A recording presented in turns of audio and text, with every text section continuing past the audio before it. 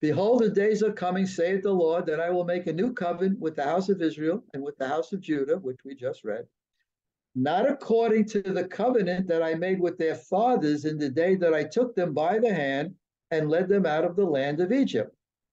My covenant which they broke, though I was a husband to them, saith the Lord. Now, if you remember, we taught on this, and you'll start to see some of my teachings cropping up and everything coming together like a jigsaw puzzle.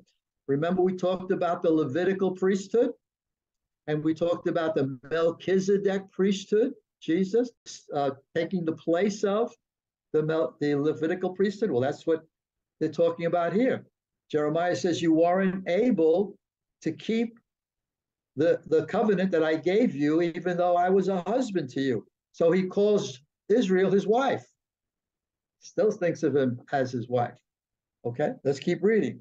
But this is the covenant that I will make with the house of Israel after the last days, after those days. Now, anytime you see those days, when the Old Testament is speaking of those days, he's talking about the end times, the times that we're approaching.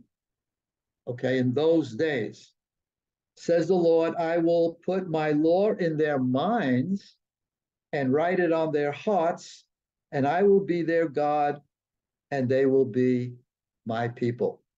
Okay, so where is he going to put the new law, the new covenant to the Jewish people?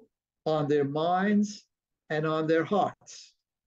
Where did he put the new covenant with us? On our minds and on our hearts, didn't he? Of course he did.